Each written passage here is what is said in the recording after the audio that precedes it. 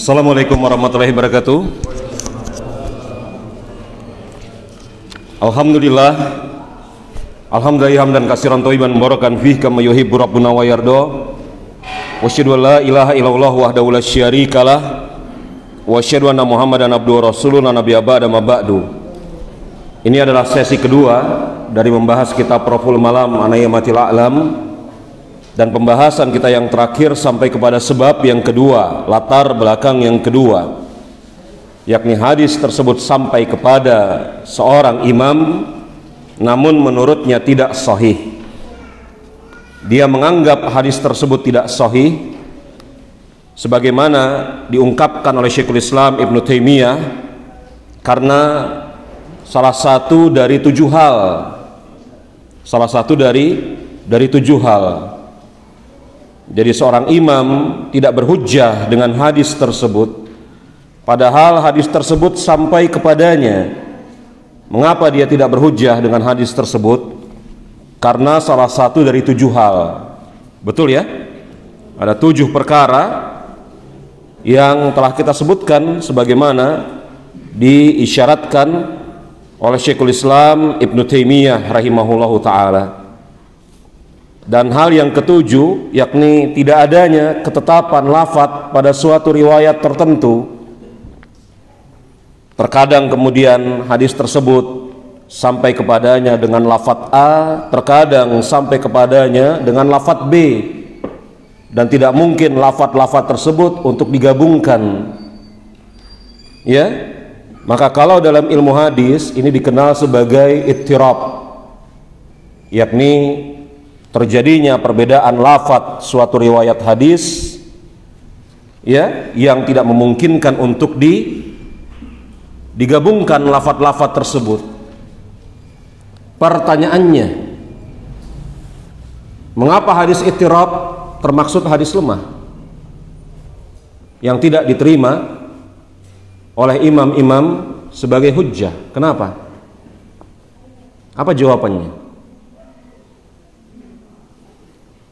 Hadisnya berbicara tentang satu hal, tetapi kemudian terkadang datang dengan lafadz A, terkadang datang dengan lafadz B, terkadang datang dengan lafadz C.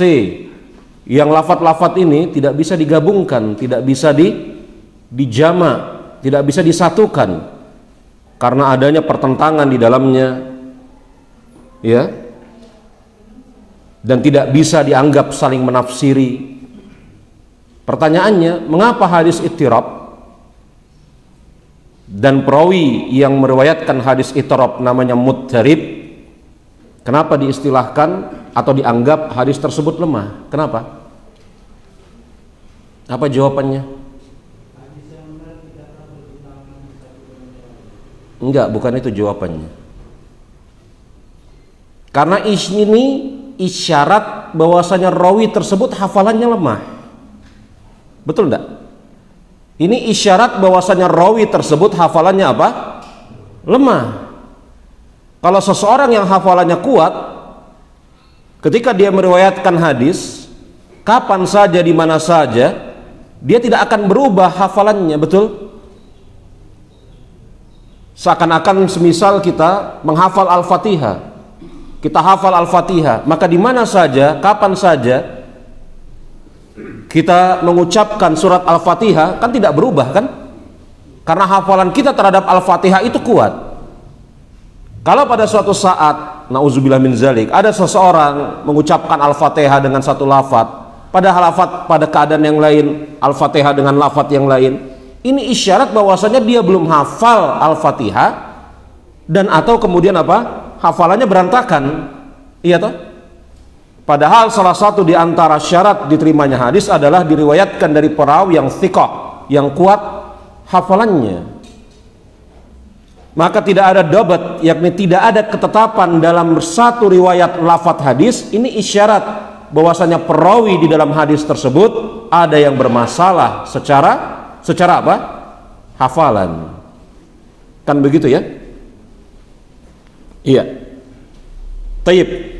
Kemudian kita lihat masih di halaman yang ke-19. Wa hadza aidan katsirun jiddan Masih di halaman ke-19 kita membahas apa? Sebab yang kedua. Ketemu yang saya baca? Wa hadza aidon katsirun jiddan. Dan perkara ini banyak sekali, yakni banyak sekali terjadi di antara para ulama dengan sebab berbedanya mereka di dalam menetapkan status hadis. Iya. Contoh yang paling populer mungkin persisihan antara Imam Ahmad dengan Imam Syafi'i terkait dengan apakah hadis tentang kunut subuh itu sahih atau dhaif.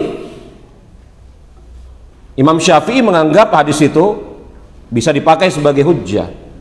Adapun Imam Ahmad beranggapan hadis tersebut tidak bisa dipakai hujjah. Sebabnya apa? Persisihan mereka terjadi pada salah seorang di antara perawi hadis tersebut.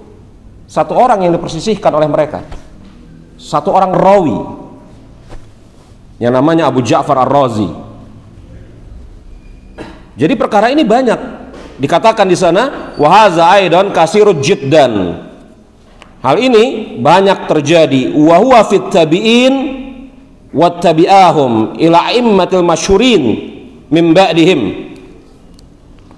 Perkara ini yakni banyak terjadi, ya, perkara ini banyak terjadi, namun lebih banyak lagi diriwayatkan dari tabi'in dan tabi'ut tabi'in sampai kepada imam-imam yang masyhur setelah mereka. Jadi pada sahabat ada hal yang, pada tabi'in ada, pada tabi'ut tabi'in ada, generasi sesudah mereka ada, tetapi pada tabi'in lebih sedikit dibanding tabi'ut tabi'in. Betul ya? Pada tabi'ut tabi'in lebih sedikit dibanding imam-imam setelah mereka. Sebabnya apa? Ada yang bisa mengira-ngira sebabnya apa? Hal seperti ini ada pada zaman tabi'in.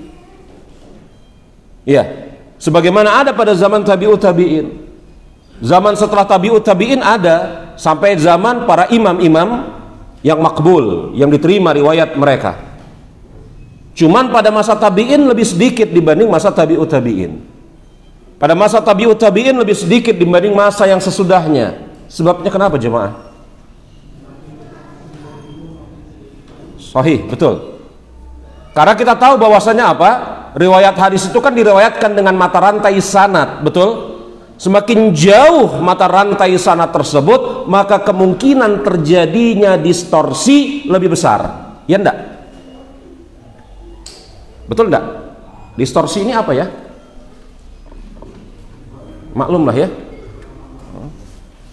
Jadi kalau kemudian hadis diriwayatkan dari tabi'in, ya, tabi'in mendengar hadis tersebut dari sahabat, sahabat dari Rasulullah, kan sedikit mata rantainya, cuma 3, 2 bahkan, sahabat dan tabi'in, betul? Kalau setelah zaman tabi'ut tabi'in meriwayatkan dari tabi'in, meriwayatkan dari sahabat, tambah tuh mata rantainya, iya toh? Kalau setelah generasi tabi'ut tabi'in, tambah lagi mata rantainya. Generasi setelah tabi'ut tabi'in tambah lagi, tambah panjang. Mata rantai yang tambah panjang dalam suatu riwayat ilmu hadis ini lebih memungkinkan terjadinya ada distorsi. Iya kan? Seperti antum misalnya menyampaikan pesan berantai, ya enggak? Kayak begitu aja lah yang paling mudah. Antum menyampaikan apa? Pesan berantai. Kalau antum menyampaikan pesan berantai kepada seseorang, kemudian orang ini menyampaikan kepada orang yang kedua, mungkin ada perubahan tapi masih sedikit, betul? Orang yang kedua menyampaikan kepada yang ketiga, ada lagi. Kalau ini orang-orang ini sudahlah hafalannya lemah, bersamaan dengan itu mata rantainya panjang, maka yang diucapkan pertama A, nyampai terakhirnya Z. Iya kan? Nah begitu. Nah jemaah rahimani wa rahimakumullah, maka dikatakan oleh Ibnu Taimiyah Syekhul Islam, perkara ini banyak terjadi pada masa tabi'in.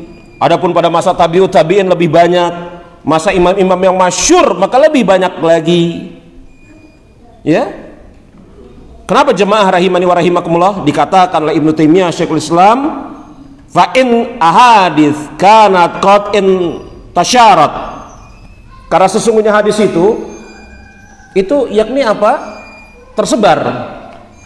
hadis tersebut tersebar, ya menyebar di mana-mana begitu ya, menyebar di mana-mana, seperti yang kita katakan tadi, dibawa oleh orang satu kepada orang yang lain, orang yang lain.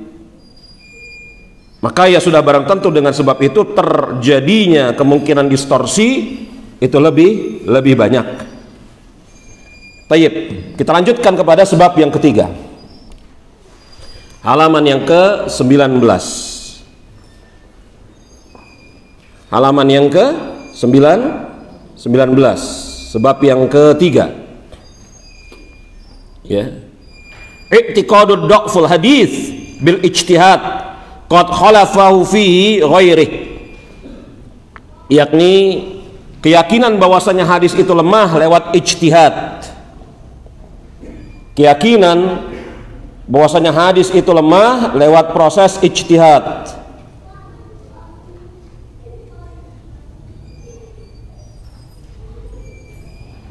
Keyakinan bahwasanya hadis itu lemah, i'tiqadu dha'fil hadis bil ijtihad qad khalafahu fihi ghairuhu.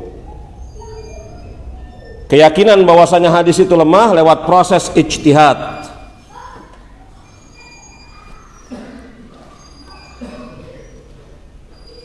Ya, ma'a qat'il nazari antoriki akhar. Keyakinan bahwasanya hadis itu lemah lewat proses ijtihad yang kemudian dibantah oleh ulama yang lain, dibantah oleh ulama yang lain, ya, dibantah oleh ulama yang lain. Jadi ada seorang ulama, imam-imam yang masyhur, diakui keilmuannya, beranggapan bahwasanya hadis ini lemah. Akan tetapi kemudian bersamaan dengan itu dibantah oleh ulama yang lain. Enggak, hadis ini enggak lemah. Hadis ini bisa diambil sebagai hujjah. Contohnya apa? Ya, lihat ini, halaman ke-20. Minha. Ya, minha. Ketemu yang saya baca? An yakunal muhadditsu bil hadisi ya'taqiduhu ahaduhuma do'ifan. Ya, diantaranya yakni apa? Penukil hadis tersebut diyakini oleh salah satu dari keduanya sebagai perawi yang lemah. An yakunal muhaddits bi hadisi ya'taqiduhu ahaduhuma do'ifan. Bahwasanya apa? Bahwasanya diyakini oleh seorang ahli hadis, oleh seorang imam, bahwasanya meriwayatkan hadis tersebut oleh salah satunya dianggap lemah. Jadi orang yang sama dianggap lemah oleh seorang imam, tetapi dianggap kuat oleh imam yang lain. Contohnya tadi Abu Ja'far Ar-Razi. Imam Syafi'i menganggap bahwasanya periwayatan Abu Ja'far Ar-Razi diterima, Imam Ahmad tidak. Iya, Imam Ahmad menganggap Abu Ja'far Ar-Razi ini perawi yang lemah, sehingga periwayatannya tidak bisa diterima. Jadi orangnya sama, orangnya satu, Abu Ja'far Ar-Razi. Imam Syafi'i menganggap riwayat hadis dia bisa diterima, sedangkan Imam Ahmad menganggap riwayat hadis dia tidak bisa diterima. Konsekuensinya apa jemaah teman-teman? Ketika kemudian Abu Ja'far Ar-Razi meriwayatkan hadis kunut subuh, Imam Syafi'i yang menganggap bahwasanya riwayat Abu Ja'far Ar-Razi bisa diterima berhujjah dengan hadis tersebut. Betul? Maka Imam Syafi'i menetapkan sunatnya kunut subuh. Adapun Imam Ahmad yang menganggap Abu Ja'far Ar-Razi adalah perawi yang lemah, maka Imam Ahmad tidak menerima riwayat Abu Ja'far Ar-Razi tentang kunut subuh. Makanya Imam Ahmad mengatakan tidak disunatkan, tidak disyariatkan kunut subuh. Sebabnya satu orang, Abu Ja'far Ar-Razi. Dan yang model kayak gini banyak. Perawi hadis yang dipersisihkan oleh para ulama, status hadisnya itu banyak. Ini Jadi maksudnya yang pertama, an yakunal muhaddits bihadisi ya'taqiduhu adu madhaifan, yakni ada seseorang ya yang kemudian dipersisihkan oleh ulama ahli hadis, salah satu di antara mereka menganggap bahwasanya dia itu dhaif. Contoh kayak gini banyak. Saya berikan contoh satu saja, Abu Ja'far Ar-Razi. Contohnya yang lain ada lagi, Khalaf bin Ima. Khalaf bin Ima ini orang yang meriwayatkan hadis tentang kapan mengangkat jari ketika tasyahud. Jadi Khalaf bin Ima ini meriwayatkan hadis tentang kapan mengangkat jari ketika tasyahud. Dalam riwayat dia yang dikeluarkan oleh Imam Baihaqi, bahwasanya disebutkan di sana mengangkat jari ketika tasyahud ketika lafaz asyhadu alla ilaha illallah. Jadi begini, pas asyhadu alla ilaha illallah baru diangkat. Ini lafaz Khalaf bin Ima yang dikeluarkan oleh Imam Baihaqi. Nah, Khalaf bin Ima ini dilemahkan oleh ulama hadis yang lain. Jadi ketika berhubung ini dilemahkan oleh ulama ahli hadis yang lain, betul, orang ini Khalaf bin Ima, maka kapan mengangkat jari? Ya dari awal. Karena tidak disebutkan secara khusus kapan mulainya, tapi di sana disebutkan mengangkat jari, maka kembali kepada kaidah awal, dari awal. Maklum ini. Kan mengangkat jari itu ada di dalam tasyahud. Tapi kapan? Ini permasalahannya. Mengangkat jari di dalam tasyahud kan ada, tapi kapan mengangkatnya? Nah, bagi yang berpendapat bahwasanya apa? Bagi yang berpendapat bahwasanya Khalaf bin Ima itu riwayat hadisnya itu diterima, maka mengangkatnya itu di dalam riwayat dia ketika lafaz tasyahud. Lafaz syahadat. Iya. Yang menerima riwayat hadis Khalaf bin Ima ini Imam Syafi'i diantaranya. Makanya antum jangan heran kalau Asy-Syafi'iyah asyhadu alla baru mengangkat. Begitu. Tetapi Khalaf bin Ima ini dilemahkan oleh ulama ahli hadis yang lain. Maka ketika dia dilemahkan oleh ulama ahli hadis yang lain, kapan mengangkat jari ketika tasyahud? Kembali ke hukum asal, tidak disebutkan, artinya apa? Dari awal, ketika tasyahud, at-tahiyat. Kan begitu? Orang yang model kayak gini banyak. Dalam artian apa? Perawi hadis yang diperbincangkan oleh para ulama, status riwayat hadisnya ini banyak. Banyak. Ya. Saya sudah berikan 2 contoh tadi. Saya rasa cukup ya. Kita lanjutkan. Wa minha, ketemu yang saya baca ini masih di halaman ke-20.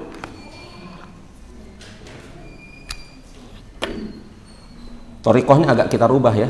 Sesi kedua, ketiga, keempat, kelima itu agak kita rubah. Kalau yang tadi kayaknya cepet ya. Yang ini mungkin lebih banyak, lebih santai, lebih banyak apa? Penjelasan ya. Supaya saya tidak pusing begitu juga antum. Yang kedua, wa minha, dan diantaranya ya, ala ya'taqidu an muhaddis sami al hadis miman hadisu anhu. Dan diantaranya, dia tidak yakin kalau si penukil hadis mendengar hadis dari orang yang meriwayatkan kepadanya. Apalagi ini ya, apalagi ini maksudnya nih. Lanjut ya.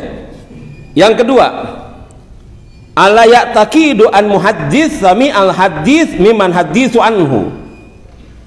Di antaranya, dia tidak yakin kalau si penukil hadis mendengar hadis dari orang yang meriwayatkan kepadanya. Dia nggak yakin. Maksudnya apa jemaah?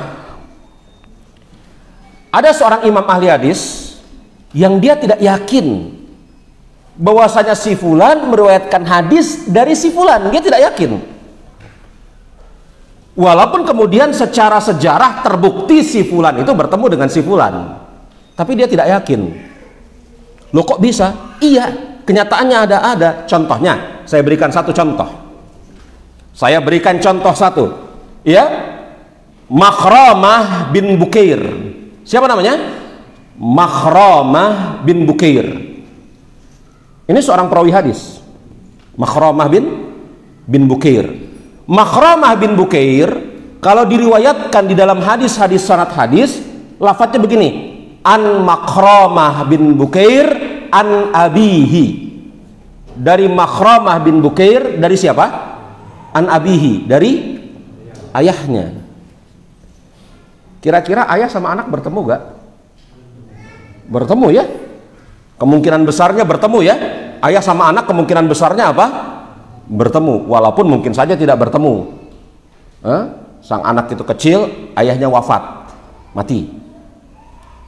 Jadi dia belum sempat mendengar hadis dari ayahnya. Mungkin kan seperti itu. Tapi kemungkinan secara umum seorang anak tahu perihal ihwal ayahnya.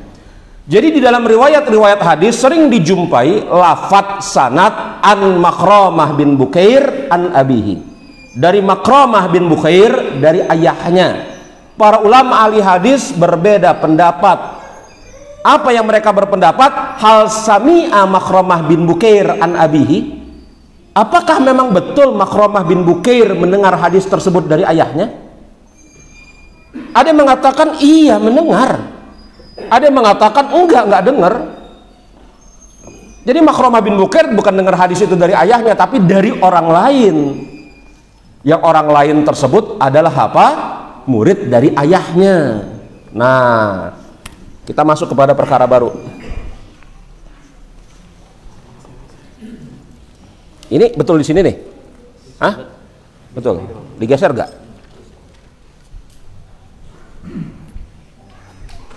Siapa tadi? Makhramah bin Bukair. Jadi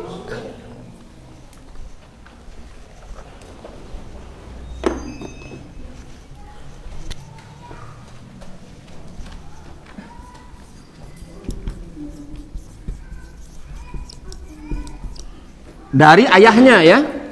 Dari ayahnya. Dari Makhramah bin Bukair, dari ayahnya. Ini sanad hadis sering kita jumpai ini. An Makhramah bin Bukair an abihi. Dari Makhramah bin Bukair, dari ayahnya. Sebagian ulama ahli hadis menganggap sanad ini diterima. Makhramah bin Bukair mendengar dari ayahnya. Betul. Tapi sebagian ulama ahli hadis menganggap Makhramah bin Bukair tidak pernah mendengar hadis dari ayahnya, tetapi dari orang lain. Ada orang lain di sini, si fulan. Ya, yang si fulan ini mendengar hadis dari ayahnya Makhramah bin Bukair dan meriwayatkan hadis kepada anaknya. Jadi sanad pertama apa? Makhramah bin Bukair dari ayahnya, betul? Sanad kedua Makhramah bin Bukair dari si fulan dari ayahnya. Mungkin ini?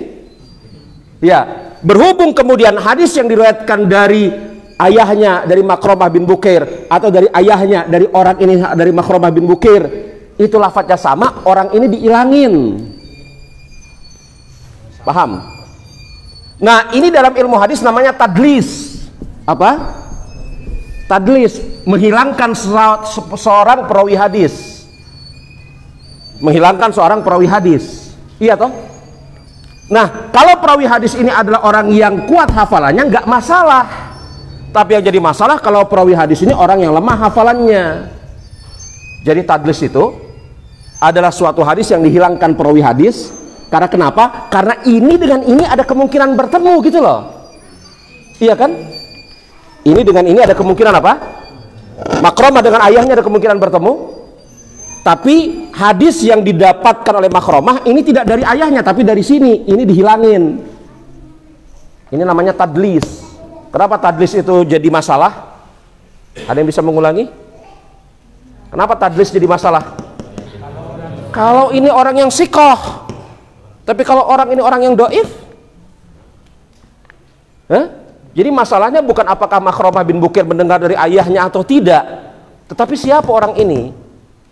Jadi sebagian orang menganggap riwayat Makhramah bin Bukair dari ayahnya ini tidak mungkin, ada orang di sini. Orang ini siapa? Tidak diketahui jati dirinya. Ini yang namanya tadlis, dihilangkan seorang perawi hadis karena ada kemungkinan dua orang ini bertemu. Apa namanya? Tadlis. Belajar hadis asik loh. Ya. Di antara yang asik itu baikuniyah. Ya. Matan baikuniyah. Kapan-kapan kita belajar yuk. Ya.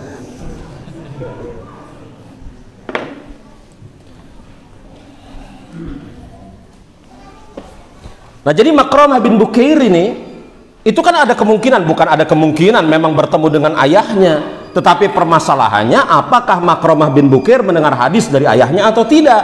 Sebagian menganggap iya, dia dengar hadis dari ayahnya. Sebagian menganggap tidak, dia tidak mendengar hadis dari ayahnya, tetapi lewat perantara seorang rawi yang lain. Dan perantara seorang rawi yang lain ini tidak diketahui jati dirinya, dihilangkan. Inilah yang namanya tadlis. Maka sebagian ulama menganggap enggak, dia enggak dengar. Sebagian ulama menganggap dia dengar.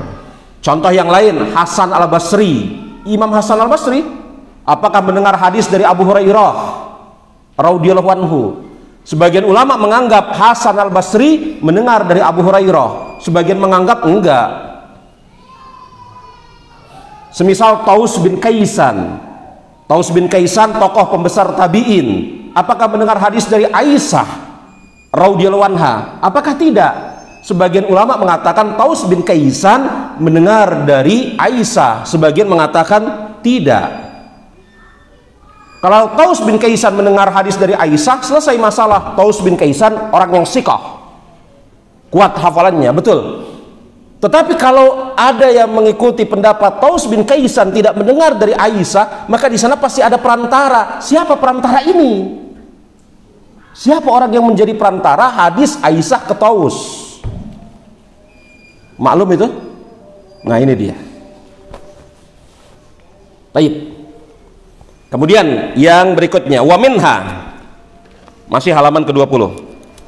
An yakuna lil muhaddits halani. An yakuna lil muhaddits halani. Seorang ahli hadis memiliki dua keadaan. Hal istiqamah wa hal i'tirab. Hal istiqamah wa hal i'tirab. Yang pertama dia istiqamah, yang kedua dia guncang. Istiqomah itu maksudnya apa? Kuat hafalannya, yang kedua dia guncang hafalannya. Kok bisa begitu? Ya manusia ya. Kalau masih muda hafalannya kuat, semakin lama hafalannya semakin apa? Lemah. Iya toh? Jadi ketika kemudian dia meriwayatkan di usia sekian sampai usia sekian, hadisnya kuat. Ketika dia meriwayatkan setelah usia ketika seorang imam meriwayatkan hadis dari usia sekian sampai usia sekian, hadisnya kuat. Tetapi setelah itu ketika dia meriwayatkan hadis, hadisnya lemah. Orangnya sama, tapi dia memiliki dua keadaan. Betul ya? Contoh yang paling menarik di sini adalah Imam Laits Ibnu Sa'ad. Ini contoh menarik, Laits Ibnu Sa'ad. Imam Laits Ibnu Sa'ad ini orang yang kuat hafalannya, sekaligus kemudian apa? Catatan hadisnya. Imam Laits Ibnu Sa'ad, orang yang kuat hafalannya, kemudian juga kuat catatan hadisnya. Jadi dia pandai mencatat hadis, begitu ya. Tapi kemudian terjadi sesuatu pada rumahnya terbakar. Rumahnya terbakar sekaligus juga membakar catatan apa? Hadisnya. Kemudian Imam Laits bin Sa'ad bertambah tua. Tapi yang namanya tua kan nggak langsung tua, ada proses. Betul? Berhubung catatan hadisnya terbakar, ketika dia bertambah tua, maka bertambah-tambah kemudian apa? Dia semakin lupa terhadap hadis yang pernah diriwayatkan zaman dahulu. Ya, jadi rumahnya terbakar, catatan hadisnya hilang, ikut terbakar. Kalau kemudian catatan hadisnya masih ada, walaupun kemudian dia sudah beranjak mulai jadi pikun, kan gampang mencocokinya ya, tinggal buka aja catatan hadis, betul? Tetapi catatan hadisnya juga nggak ada, kebakar. Maka apa yang terjadi? Maka ketika dia meriwayatkan hadis, makin lama makin kemudian ittirab, guncang riwayatnya. Maklum ini? Antum ada yang bisa mengulangi nggak tentang Laits Ibnu Sa'ad? Ini saya khawatir nih antum bengong. Ada yang bisa mengulangi nggak Laits Ibnu Sa'ad? Ini imam ahli hadis, Laits Ibnu Sa'ad, imam ahli hadis orang Mesir, kuat hafalannya. Kekuatan hafalan dia dibantu juga dengan kekuatan catatannya, bagus catatannya, betul ya? Tapi terjadi sesuatu pada dirinya, yakni apa? Rumahnya kebakar, menghanguskan juga seluruh catatan hadisnya. Ya. Nah, kalau kemudian seseorang bertambah usianya, kan menjadi suatu tabiat, hafalannya juga mungkin berubah. Iya toh? Walaupun ada orang-orang yang bertambah usia hafalannya nggak goyang. Contohnya Imam Sufyan Ats-Tsauri, Sufyan ibnu Uyainah, Imam Bukhari. Ya, walaupun tambah usia mereka hafalannya nggak goyang satu kata pun, satu huruf pun nggak goyang. Ya, ada orang-orang seperti itu. Tetapi ada pada kebanyakannya orang, semakin bertambah usia, hafalannya semakin lemah, ingatannya semakin apa? Lemah. Nah, kalau kemudian ingatannya ini semakin lemah, dibantu dengan catatan hadis, aman kan? Permasalahannya catatan hadisnya juga hilang. Maka ketika Imam Laits Ibnu Sa'ad meriwayatkan hadis ketika rumahnya dan kitab catatan hadisnya terbakar, maka di sana diberikan taklik catatan oleh para ulama, yakni apa? Riwayat Laits Ibnu Sa'ad. Apabila kemudian dia riwayatkan setelah tahun rumahnya terbakar, maka harus dicocokkan dengan riwayat-riwayat dari orang-orang yang lain. Iya kan? Maklum ini. Yakni ketika Imam Laits Ibnu Sa'ad meriwayatkan hadis ketika kitabnya belum terbakar, hafalannya masih kuat, tidak perlu dicocokkan, dia hujjah. Dia hujjah, Laits Ibnu Sa'ad, nggak perlu dicocokkan. Hafalan dia tidak perlu diragukan, hujjah dia, betul? Tetapi setelah kitabnya terbakar, rumahnya terbakar, usianya bertambah tua, dia meriwayatkan hadis, para ulama memberikan catatan, ini harus dicocokkan. Makanya di sana, di dalam ilmu hadis dikenal yang namanya syahid wal muttabi, yakni hadis-hadis lain yang menguatkan riwayat ini gitu loh. Iya kan? Makanya kita sering lihat hadis ini menjadi kuat dengan sebab datangnya riwayat hadis yang lain. Sering jumpa itu di dalam kitab-kitab kalau kita baca begitu. Ini contohnya Laits Ibnu Sa'ad. Iya. Contoh yang lain banyak. Contohnya adalah Abdurrahman bin Abdullah Al-Mas'udi.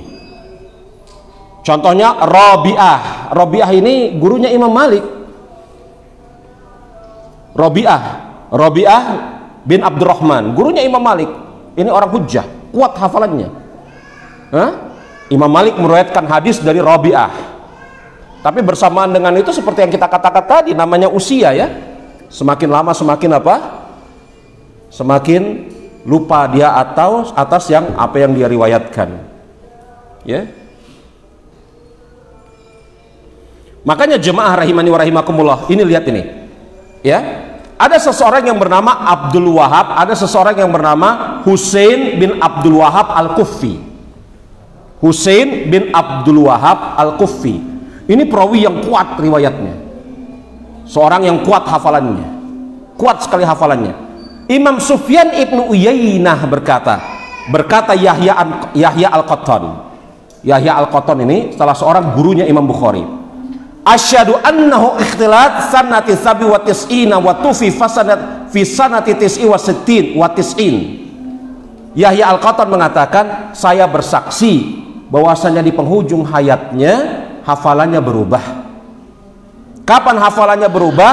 Pada saat tahun 197 Hijriah, dan dia mati pada tahun apa? Tis'in wa tis'e, tahun 99. Maksudnya tahun 199 apa? Hijriah. Jadi orang zaman dulu itu kalau menyebut 199 mereka sebut 99 aja gitu loh, persis kayak kita. Tahun berapa? 2002, tahun 22 gitu aja gitu ya, biasa mereka menyebut gitu. Apa kata Yahya Al-Qattan? Saya bersaksi bahwasanya Husain bin Abdul Wahab Al-Kufi orang yang kuat riwayatnya. Akan tetapi di penghujung hayatnya hafalannya berubah. Hafalannya berubah tahun 197 dan dia mati tahun 199. Jadi gimana jemaah? Konsekuensinya apa? Ayo, kita udah bahas nih, apa konsekuensinya? Nah betul, Jadi kalau kemudian Husain bin Abdul Wahab Al-Kufi meriwayatkan hadis antara tahun 197 sampai 199 Hijriah, betul? Maka hadisnya itu dalam catatan, harus kemudian dicari apakah ada riwayat-riwayat yang lain yang menguatkan. Iya toh? Maka dicari yang namanya syahid dan mutabi'nya. Tetapi kalau dia meriwayatkan hadis sebelum tahun berapa? 197, maka tidak perlu dicari syahid dan mutabi'nya, karena dia perawi yang kuat. Jadi 2 tahun sebelum dia wafat hafalannya berubah. Ini yang model kayak gini banyak, dan itu maklum ya, tabiat manusia. Walaupun ada orang-orang yang sampai mati hafalannya nggak berubah satu huruf pun. Makanya orang-orang yang sampai mati hafalannya nggak berubah satu huruf pun, di dalam ilmu hadis mereka biasa diistilahkan dengan al-jahabizah. Ini orang-orang yang apa ya? Ya al-jahabizah. Kalau mau dikatakan bukan cuma sekedar singa, tetapi pejantannya singa gitulah. Singa yang terpilih. Ya, singa itu pejantannya singa. Yang paling gagahnya dari singa, al-jahabizah. Orang-orang kayak gini ada. Kayak Yahya Al-Qattan, Sufyan ibnu Uyainah, Abdullah ibnu Mubarak. Orang-orang ini sampai menjelang akhir hayatnya hafal hadis dengan sanadnya nggak bergeser satu huruf pun. Dan orang-orang yang model kayak gini nggak banyak gitu loh. Yang banyak adalah imam-imam yang sikoh hafalannya, tetapi di penghujung hayatnya hafalannya berubah. Tabiat manusia, itu bukan aib ya. Aib nggak itu? Enggak aib. Ya. Taib. Lanjut. Wa minha, halaman ke-21. Wa minha an yakun, ketemu yang saya baca halaman ke-21, betul 21? Ya. Wa minha an yakun muhaddits qad nasiya zalikal hadis. Qad nasiya zalikal hadis. Terkadang ulama ahli hadis lupa terhadap hadis yang pernah dia riwayatkan. Lafadz nasi itu lupa ya. Jadi yakni apa? Terkadang imam ahli hadis lupa terhadap hadis yang pernah dia riwayatkan.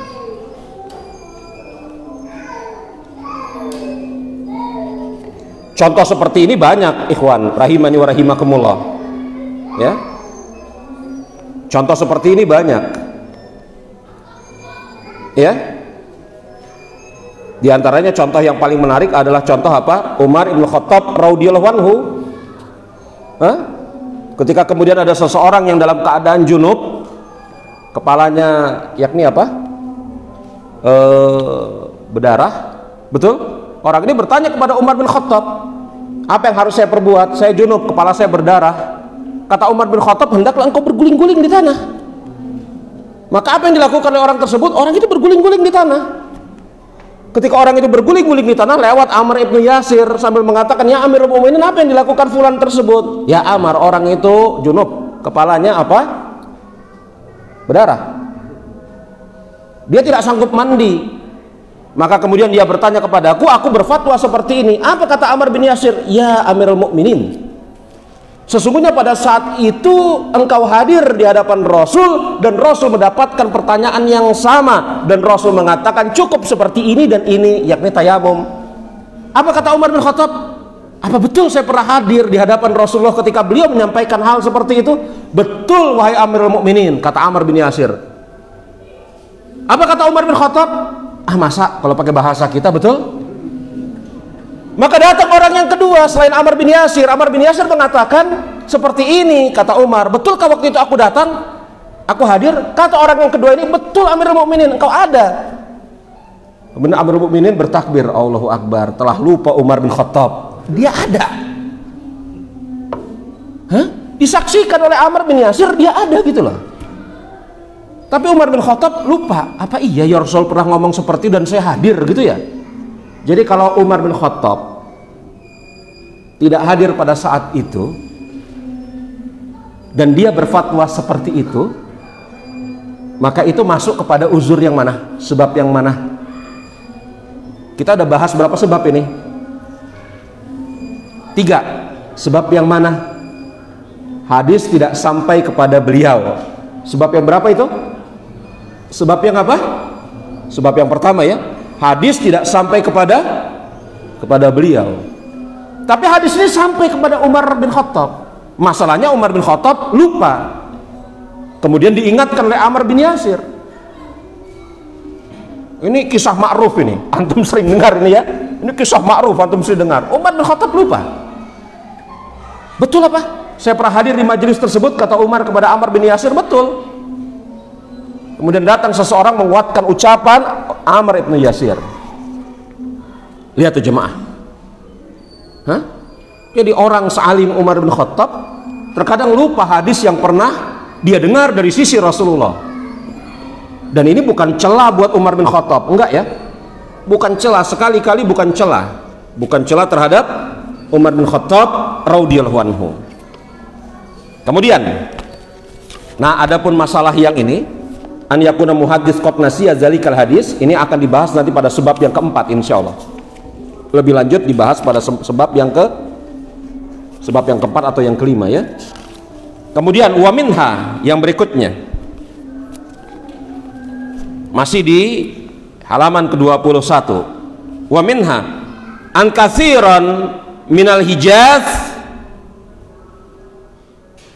ya, ketemu yang saya baca ya, an katsiran minal Hijaziyin, itu Hijaziyin ya, itu kayaknya terlampau jauh, itu jarak antara Hijaz dengan yinnya itu terlampau jauh, jadi kayaknya kedua kata ya. An katsiran min hijaziyin yarawna an la yuhtajal bi hadis iraqi aw syami in lam yakun lahu aslan bil Hijaz.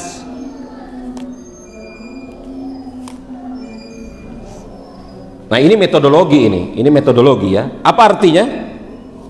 Ya, banyak kalangan ulama Hijaz, Hijaziyin itu ulama yang berasal dari Hijaz. Banyak ulama dari kalangan Hijaz menganggap bahwasanya tidak boleh berhujjah dengan hadis Irak, dengan hadis orang-orang Irak atau hadis orang-orang Syam, selama hadis orang-orang Irak dan orang-orang Syam tersebut in lam yakun lahu aslan bil Hijaz, tidak memiliki asal dalam riwayat orang-orang Hijaz. Ini repot ini ya. Begini ikhwan,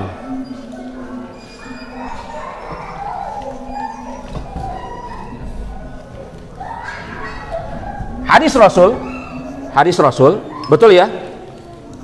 Ini kan setelah Rasul wafat,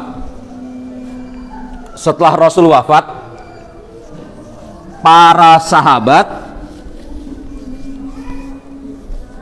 setelah Rasul wafat, bahkan sebelum Rasul wafat, para sahabat kan menyebar ke seluruh negeri kaum muslimin, betul? Di antaranya mereka ada yang tetap di Hijaz, ya gak? Di antaranya mereka ada yang ke Irak, betul ya? Di antara mereka ada yang ke Syam, ada lagi ke tempat-tempat yang lain, betul? Ini para sahabat ada yang tetap di Hijaz. Hijaz itu ya semenanjung Arab Saudi pada hari ini. Ada yang ke Irak, ya Irak. Syam, ada juga yang ke Syam. Ini para sahabat menyebar, menyampaikan apa? Dakwah. Ketika mereka menyampaikan dakwah, sudah barang tentu juga menyampaikan sabda Rasulullah, betul? Nah, hadis-hadis yang dibawa oleh sahabat ke Hijaz, ke Irak, ke Syam, ini kan diriwayatkan oleh penduduk setempat, betul? Ketika hadis-hadis itu diriwayatkan oleh penduduk setempat, maka dapat istilah hadis tersebut hadis Hijaziyin. Maklum, hadis yang diriwayatkan oleh siapa? Ahlul Hijaz. Ketika hadis itu diriwayatkan oleh orang-orang Irak, maka dapat istilah Iraqiyin. Maklum, ketika hadis itu diriwayatkan oleh orang-orang Syam, dapat istilah Syamiyin. Maklum. Nah, orang-orang Hijaz, betul? menganggap bahwasanya hadis dari orang-orang Irak atau Syam ini tidak boleh langsung diterima. Tidak boleh langsung diterima. Mereka baru menerima, ini orang Hijaz nih. Orang Hijaz baru menerima hadis Iraqiyin atau Syamiyin dengan satu kriteria diantaranya. Hadis yang diriwayatkan oleh Iraqiyin atau Syamiyin ini memiliki asal dari riwayat Hijaziyin. Walaupun riwayat Hijaziyin ini lemah. Maklum, Ahlul Hijaz meriwayatkan suatu hadis, anggaplah hadis pertama. Betul ya? Hadisnya ini apa? Lemah. Hah?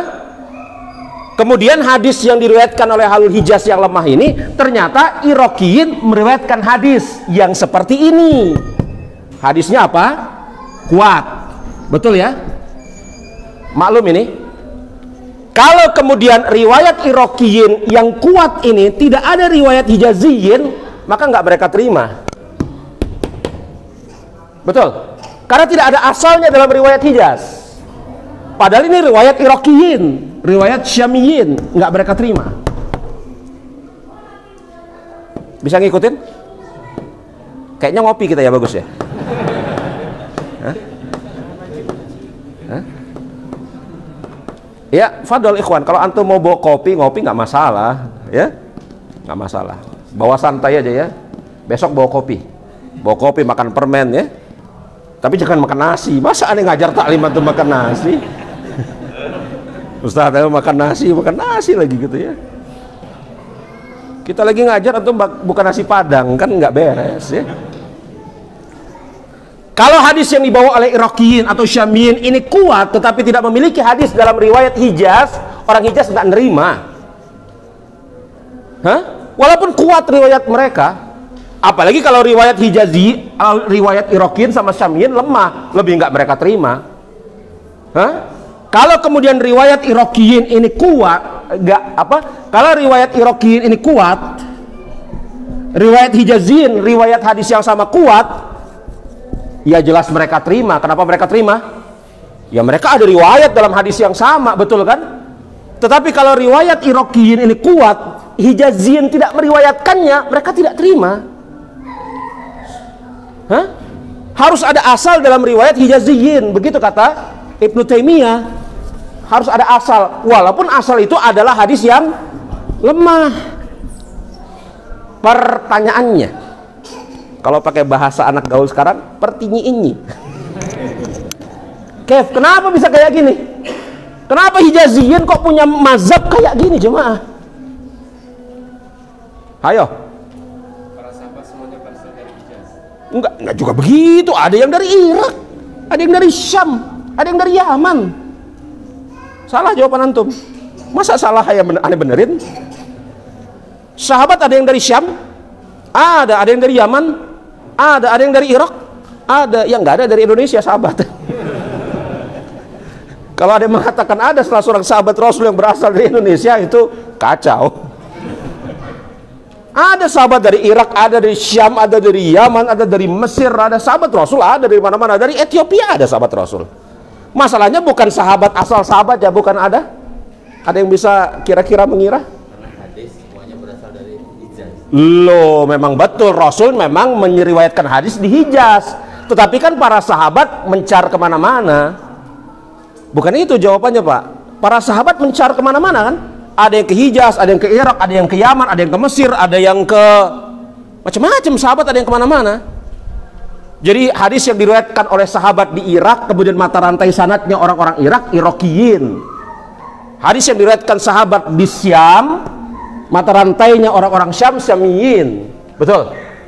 Hadis yang diriwayatkan sahabat di Mesir, mata rantainya orang-orang Mesir, Misriyin. Ini bahasa sederhana dalam ilmu hadis. Kenapa nggak diterima? Orang khususnya Irak dan Syam. Kenapa Hijaziyin tidak nerima?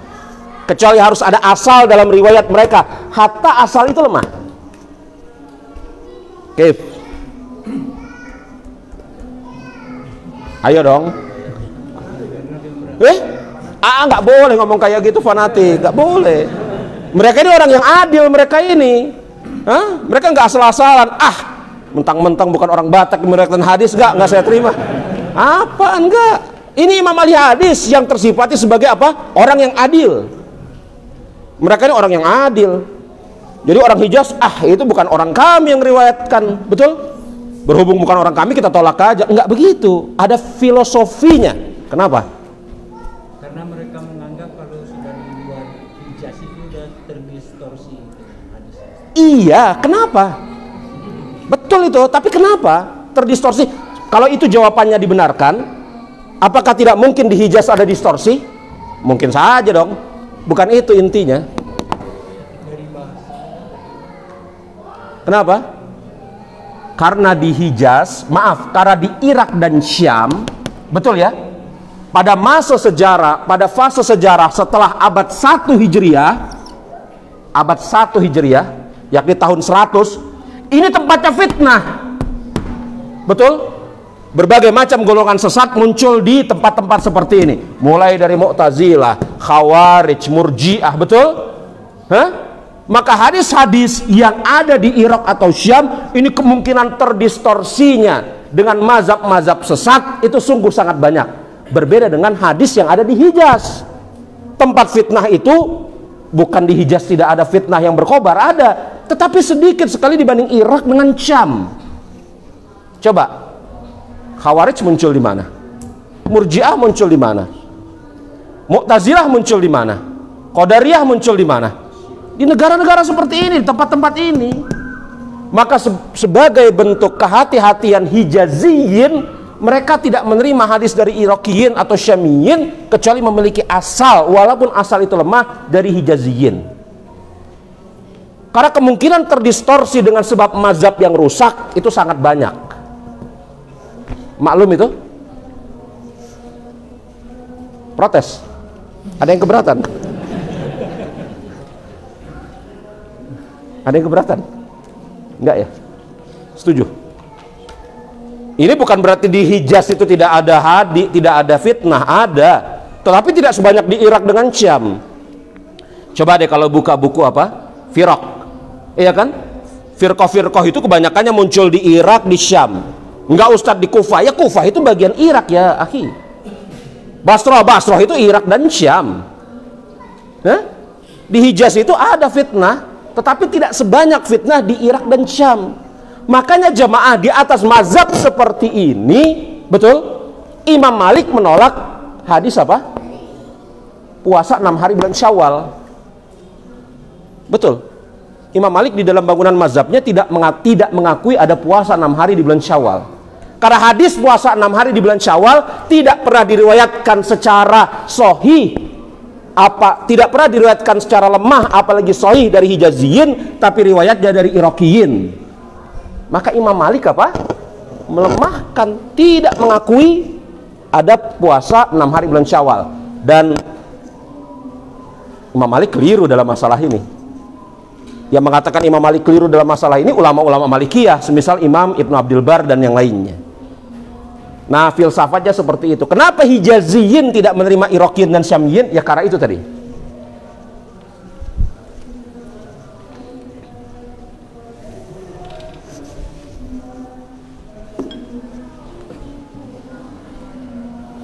Makanya jemaah rahimani wa rahimakumullah, sampai ada yang mengatakan seperti ini. Ya, sampai ada yang mengatakan seperti ini. Itu ada di dalam apa? Di dalam buku kita halaman ke-21. Nazalul ahaditsu ahlil Iraqi manzilata ahadithi ahlil kitabi. Ketemu yang saya baca? Nazalu ahadits ahlil Iraqi manzilati ahadits ahlil kitabi la tasdiquhum wa la takdzibuhum. Perlakukan hadis orang-orang Irak seperti ucapan ahli kitab, jangan dipercaya juga jangan diingkari, tawakuf, cari kebenarannya lewat riwayat yang lain. Maksudnya begitu.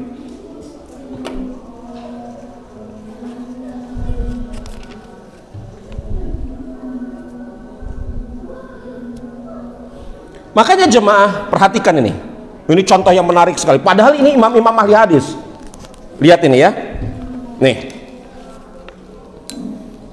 Ketemu yang saya baca ya, nazalu ahadits ahli Irak manzilati ahadits ahli kitab la tasdiquhum wa la takdzibuhum. perlakukan hadis orang Irak sebagaimana ucapan ahli kitab, jangan dipercaya juga jangan didustakan. Lalu bagaimana hadis dari ahlul Irak ini? Ketika jangan dipercaya jangan didustakan, cari riwayat ahlul Hijaz. Apakah riwayat ahlul Hijaz mengisyaratkan akan kebenarannya atau kedustaannya? Begitu ya, telah saya isyaratkan tadi. Wakila akhor, dikatakan juga, nih perhatikan nih, Sufyan an Mansur an Ibrahim an Alqamah an Abdillah bin Mas'ud hujjah. Apabila dikatakan kepada Hijaziyin, lihat bukunya ikhwan, jangan lihat buku saya, nggak ada makhtutat teks di wajah saya, lihat bukunya. Qila lil akhar, ya, supaya antum juga jangan menerawang ngelamun kemana-mana, ya. Kalau ngelihat itu ustadz itu ngoceh aja dari tadi, ngomongin apa gitu kan, ya. Qila lil akhar, dikatakan, apabila dikatakan kepada mereka Sufyan, ketemu ini yang saya baca, Sufyan an Mansur an Ibrahim an Alqamah an Abdillah bin Mas'ud hujjah. Kalau dikatakan kepada mereka, apakah riwayat Sufyan, apabila dikatakan kepada mereka apakah riwayat Sufyan, ya, dari Mansur, dari Ibrahim, dari Alqamah, dari Abdullah bin Mas'ud adalah hujjah? Nah, apabila ditanyakan kepada mereka apakah riwayat ini hujjah, maka apa kata Ahlul Hijaz? In lam yakun lahu aslan bil Hijaz fala. Kalau riwayat ini tidak ada asalnya dalam riwayat Ahlul Hijaz, maka sanad ini tidak dianggap. Padahal antum ketahui ya ikhwan, Sufyan di sana Imam Sufyan ibnu Uyainah, Mansur di sana Mansur bin Mustawrid, Ibrahim di sana Ibrahim An-Nakhai, Alqamah Imam Alqamah, Abdullah di sana Abdullah bin Mas'ud. Ini imam-imam ahli hadis sikoh semuanya. Tetapi riwayat ini riwayat ini Iraqiyin, tidak diterima oleh Ahlul Hijaz. Tidak diterima. Kalau tidak memiliki apa? Asal riwayat dari Hijaz. Begitu. Ya. Makanya antum sedikit banyak jadi mengetahui ya, mengapa Imam Malik tidak mau keluar dari Madinah dan mencukupkan diri meriwayatkan hadis dari Ahlul Madinah. Kenapa? Ya itu tadi tuh alasannya tuh. Karena kalau dari lain-lain kemungkinan distorsinya itu sangat banyak. Tapi apakah benar ini pendapat Hijaziyin? Nah ini kan permasalahan. Apakah benar semata-mata hadis itu sanadnya Iraqiyin, Syamiyin, Misriyin, Yamaniyin, kemudian langsung ditolak? Apakah benar? Benar gak pendapat Hijaziyin? Gak benar, salah.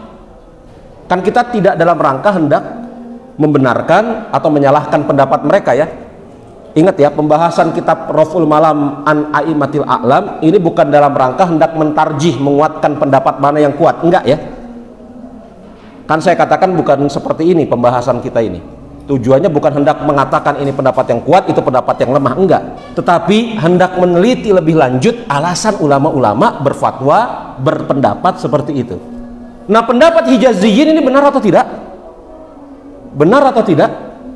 Jawabannya tidak. Maka di antara bentuk apa? Pembelaan para ulama terhadap riwayat selain Hijaziyin, Imam Abu Daud As-Sijistani. Baca itu, kita lihat. Ya. Halaman ke-22. Waqad sannafa Abu Daud As-Sijistani kitaban. Dan sungguh di sana Abu Daud As-Sijistani. Abu Daud As-Sijistani itu Imam Abu Daud. Maklum ya, kalau kita baca hadis riwayat Abu Daud. Betul?